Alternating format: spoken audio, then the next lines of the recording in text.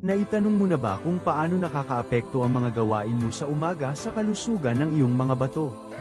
Karamihan sa atin ay gumigising, umiinom ng kape, at nagpapatuloy sa ating araw nang hindi alam na ang ating mga unang gawain ay maaaring maging mabuti o masama para sa ating mga bato. Kung mataas ang iyong creatinine o nais protektahan ang iyong mga bato, mahalaga ang iyong mga umaga. Ang creatinine ay isang waste mula sa pagtunaw ng protina na sinasala ng iyong mga bato. Kapag bumababa ang pag-andar ng bato, tumataas ang antas ng creatinine, na nagdudulot ng komplikasyon. Dito pumasok ang mga simpleng gawain sa umaga na makakatulong para ma-flush out ang sobrang creatinine at mapabuti ang kalusugan. Madali lang sundin ang mga ito at makakaroon ng malaking epekto sa paglipas ng panahon. Sa video na ito, ipapakita namin ang 10 pinakamahusay na gawain sa umaga upang pababain ang creatinine at panatilihing maayos ang iyong mga bato. Kung bago ka pa lang sa channel ko, mag-subscribe ka na upang updated ka sa mga susunod na upload. Simulan na natin. Numero 1, simulan ang iyong araw sa Habit number 1, pag-inom ng tubig. Ang pag-inom ng tubig sa umaga ay isang madaling paraan upang suportahan ang iyong mga bato at pababain ang antas ng creatinine. Ang tubig ay mahalaga para sa pag-alis ng mga lason, kabilang ang creatinine, sa pamamagitan ng ihi. Matapos ang ilang oras ng pagtulog, ang katawan ay bahagyang na-dehydrate, kaya mahalaga ang tubig upang mapanatili ang pag-andar ng bato at detoxification. Mainam na uminom ng 8 hanggang 16 na ounces, o 1 hanggang 2 baso ng tubig, na maligamgam o nasa temperatura ng kwarto. Ang mainit na tubig ay nagpapabuti ng sirkulasyon at pagtunaw, na nakakatulong sa mga bato. Maaari kang magdagdag ng katas ng lemon, na mayaman sa citric acid na tumutulong sa pag-iwas ng kidney stones at nagpo-promote ng alkaline environment sa katawan. Tandaan na hindi palaging mas marami ang mas mabuti, makinig sa iyong katawan at uminom ng sapat na tubig para mapanatili ang ihi na light yellow. Ang pagkain ng mga prutas tulad ng pakwan at strawberries ay nagbibigay din ng hydration at mahalagang nutrisyon para sa mga bato. Sa pagpapahalaga sa hydration sa umaga, binibigyan mo ang iyong mga bato ng suporta na kailangan nila para sa magandang kalusugan. Habit number 2, kumuha ng sikat ng araw para sa vitamin D. Nagsisimula ka ba ng iyong mga umaga sa bahay gamit ang telepono o umiinom ng kape? Kung oo, maaaring hindi mo alam na makakatulong ang sikat ng araw sa umaga para sa iyong mga kidneys. Ito ay pinagkukunan ng vitamin D, na mahalaga para sa kalusugan ng kidney. Tumutulong ang mga kidneys na i-convert ang vitamin D sa aktibong anyo nito, na kailangan para sa buto. Ang mababang antas ng vitamin D ay maaaring magdulot ng mataas na presyon ng dugo at pamamaga, na nakakaapekto sa kidneys. Ang 10 hanggang 20 minutong pagkakalantad sa araw ay makakatulong sa paggawa ng sapat na vitamin D. Ang pinakamainam na oras para dito ay mula 8 AM hanggang 10 AM upang mabawasan ang panganib ng pinsala sa balat. Ang sikat ng araw ay nagpapabuti rin sa mood at tumutulong sa pag-regulate ng presyon ng dugo. Kung limitado ang sikat ng araw o mayroon kang mas madidilim na balat, kumain ng mga pagkaing mayaman sa vitamin D tulad ng salmon, itlog, at fortified na mga produkto ng gatas, o kumonsulta sa iyong doktor tungkol sa mga suplementong vitamin D. Salamat at narito ka pa rin, mangyaring pindutin ang isa kung saan gayon ka sa mga ibinabahagi namin o 0 kung may pag-aalinlangan ka. Habit number 3. Pag-iwas sa mabigat na ehersisyo sa umaga.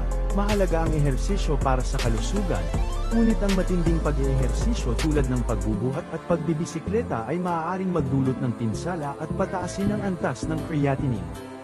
Ang mga aktibidad na ito ay nagiging sanhi ng pagkasira ng kalamnan at labis na paglabas ng creatinine, na maaaring magpahirap sa mga bato na mag-filter ng basura. Ang matinding ehersisyo ay nagdudulot din ng lactic acid at oxidative stress, na nagreresulta sa pamamaga at mabagal na paggaling ng bato. Bukod dito, ang labis na pagpapawis ng walang sapat na tubig ay nagiging sanhi ng dehydration. Mas mabuti ang mga mababang impact na ehersisyo tuwing umaga, tulad ng mabilis na paglalakad, yoga, o banayad na pag-stretch, na nakakatulong sa pagdaloy ng dugo at detoxification, habang kinokontrol ang mga hormone ng stress. Kung gusto mo ng strength training, mas mabuti itong ipagpaliban sa huli ng araw kapag ang katawan ay hydrated at puno ng enerhiya.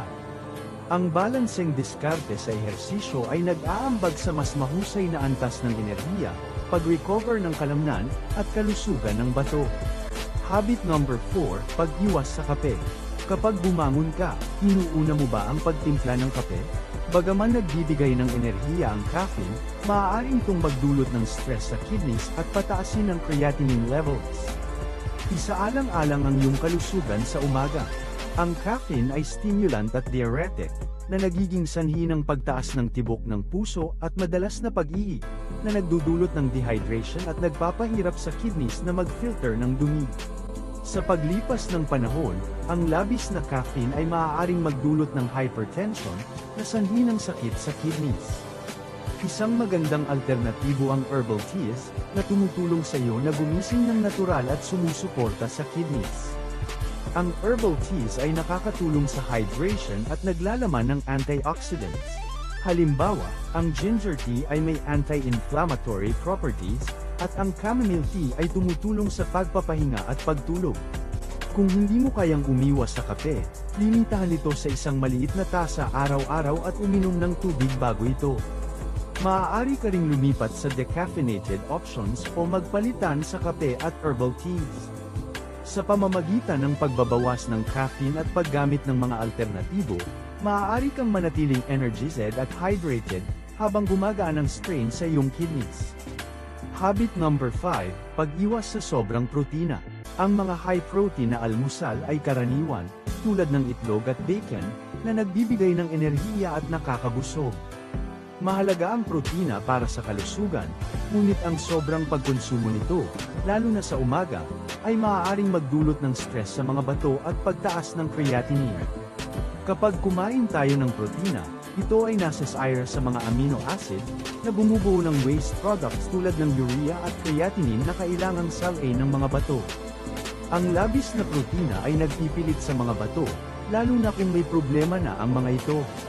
Sa paglipas ng panahon, ang sobrang protina ay maaaring magpabilis ng pinsala sa mga bato at magdulot ng problema sa pH balance ng dugo. Mas mainam na magkaroon ng balanseng almusal na may tamang protina, malusog na taba, fiber, at carbohydrates.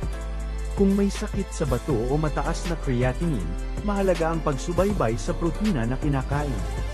Ang pagkonsulta sa doktor o dietitian ay makatutulong sa iyo na malaman ang tamang dami ng protina. Sa simpleng pagbabago sa almusal, makakabawas ka ng pasanin sa mga bato at mapabuti ang kalusugan. Habit number 6, tamang almusal. Ang almusal ay mahalaga sa pagtulong sa mga bato at sa buong araw. Kung mataas ang creatinine mo o nais mong protektahan ang iyong mga bato, pumili ng tamang almusal. Dapat itong mababa sa sodium, katamtaman sa protina, at mayaman sa antioxidants at tubig. Ang oatmeal ay isang mahusay na opsyon dahil nagbibigay ito ng fiber at madaling digest. Ang pagdaragdag ng prutas tulad ng blueberries o mga mansanas ay nakakatulong sa pagbabawas ng pamamaga. Para sa savory na almusal, maaari kang pumili ng avocado toast sa whole grain o low sodium na tinapay. Ang avocados ay naglalaman ng malusog na fats. Isang magandang ideya rin ay mag-smoothie gamit ang plant-based milk, berries, at chia o flax seeds. Ito ay mas madaling digest kaysa sa mga dairy products. Huwag kalimutan ng hydration, kaya isama ang mga prutas tulad ng pakwan at kahel sa iyong almusal. Iwasan ang mga processed food at salty na pagkain, dahil maaaring magpataas ito ng presyon ng dugo at strain sa iyong mga bato. Habit number 7, iwasan ang mga creatine supplement. Kung nag-research ka tungkol sa fitness o mga supplement na pampalakas ng kalamnan, tiyak na narinig mo na ang creatine.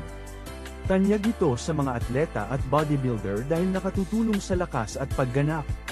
Subalit, kung mataas ang antas ng creatinine o nais protektahan ang iyong mga bato, maaaring makasama ang pag-inom nito. Ang creatine ay natural na matatagpuan sa mga selula ng kalamnan at kino-convert ito ng katawan sa creatinine, isang waste product. Kapag may labis na creatine mula sa supplements, tumataas ang antas ng creatinine sa dugo na maaaring magmukhang may problema sa bato sa mga blood tests. Makapagdadagdag ito ng labis na trabaho sa mga bato.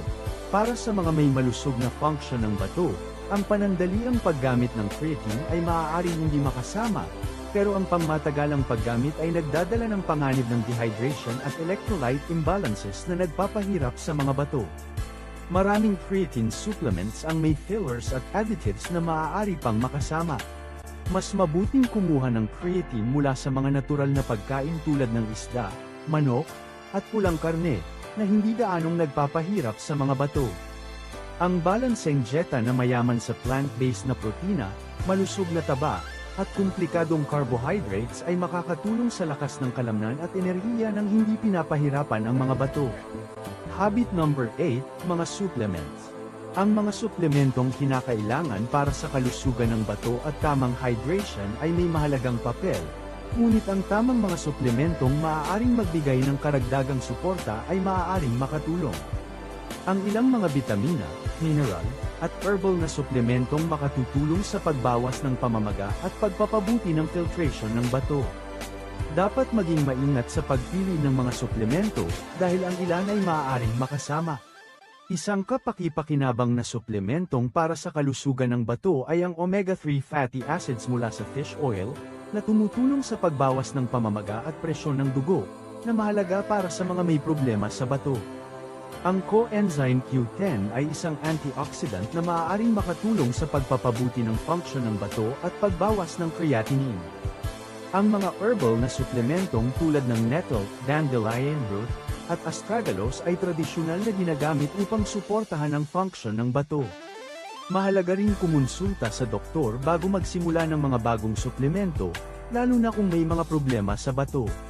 Sa tamang pagpili ng mga suplemento, maaari mong mapabuti ang kalusugan ng bato, bawasan ang creatinine, at suportahan ang pangkalahatang kalusugan. Ngunit ang mga suplemento ay dapat gamitin kasama ng tamang dieta at hydration. Habit number 9, pagkontrol sa presyon at asukal.